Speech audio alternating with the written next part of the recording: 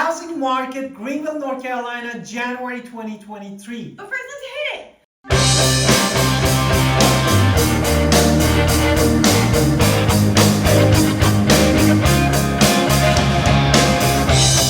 Hi, it's Alan Victoria. Welcome to our channel and podcast. And if this is your first time in our podcast YouTube channel, make sure you subscribe and get notified. Honestly, we call them all the time at 252-327-3357. We love talking to you, so don't be shy.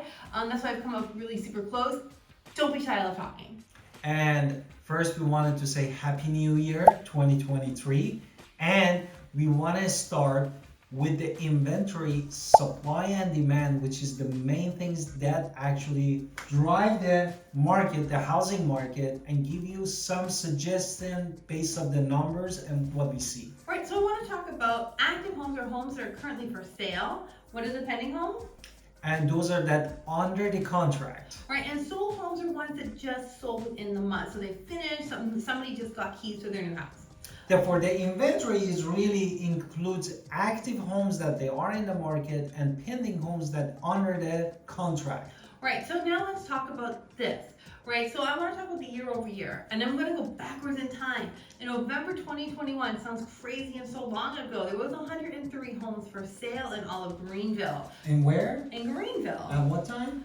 December 2021. December 2021. And then 96 pending in Greenville, and then 126 homes sold in Greenville last, like 13 months ago, right? And then this last month, which has just happened yesterday, there was 158 homes that were active for sale in Greenville.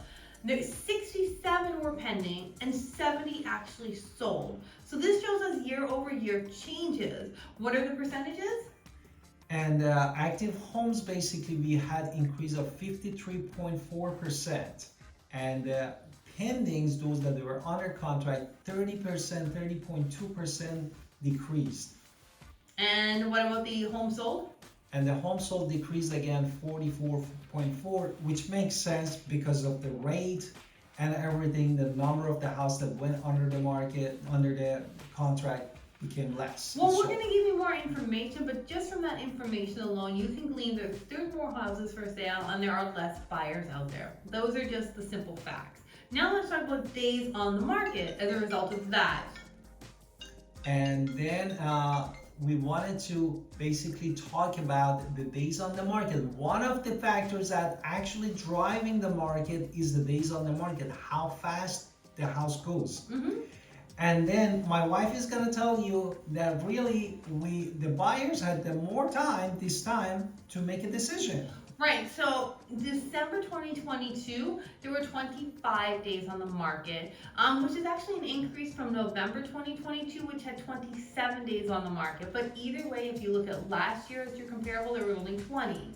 So as a result, there was a 25% more time for buyers to choose and more time, at least 5 more days for sellers to hold on to their homes. What about absorption rate? Absorption rate also is a fancy word for telling you that this is a buyer's or seller market. And to be honest, if you're looking at the numbers between November and December in 2022, we don't have that much of the difference.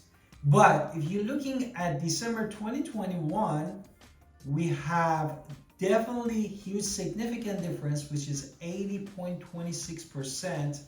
We had the absorption rate higher, which makes sense, means that market got more hotter respect to the 2021. Now let's talk about median list price. Now this is, pay attention sellers, because this is list price and sales price are different. List price is what people are expecting for their home, and sales price is medium, of course, and this includes shacks to mansions. This is quite a little difference between the actual sales price, and don't forget, it depends on how many, this median can be shifted by there's more mansions on the market or there's more shacks on the market. So it can be shifted a little bit in either way, and you're probably more in the middle. Statistically, you're more in the middle. That's why we give you the median. So, December 2022, the median sales price was $324,250. And what about that median sales price? And median sales price $237,500. Now you might be thinking higher lows compared to November last year. November the month before. Yes. From the November, we definitely went from 255 to 237, Oh, which no, is went down. really went down 18,000. What about that median list price? A median list price also went down from 332. We went to 324. Therefore, we went down again $8,000. Now, again, December is traditionally one of the slowest months to sell a home ever, every month. But let's compare it to December from last year, just to give you some comparison. Yes, year-over-year change from December 2021 to 2022. Let's give the numbers before you give percentages. There were 290,000 for the median list last year, and then 209 for median sales price last year. Now you want to give your percentages? Yes, 11.81% we really increased, which is from the 2021, and 13.37 for sales price. So you can still see it went up. Now let's talk about that median price per square feet for all homes. Yes, all homes, but for the new. Basically for all bedrooms and everything, but Right. for the new in Greenville, we were talking about $149 per square feet. What about for new? For the single family new, we are talking about $158 per square feet. What about pre-owned? For the pre-owned, we are talking about $135 for all bedrooms. We are talking about like from 1 bedroom to 5 bedrooms. So you can see it actually, how many price reductions were there? Well, we had in November 40 price reduction, but in month of December, we had 28 price reduction. Therefore, we decreased 26.3%. I wonder if that's sold to list to ratio. That is also another thing. 45.3% we had to decrease sold basically houses. Okay, so that's not to give you despair. Again, December is typically the hardest month to sell a home. Many people stay home for the holidays. People Yes. don't buy so much in the holiday season, and people are not typically selling so much in the holiday season. So we'll see what more happens later on. But let's talk about new construction inventory. Therefore, inventory for the new construction, we had 3.5 months, which is a good number, inventory supply.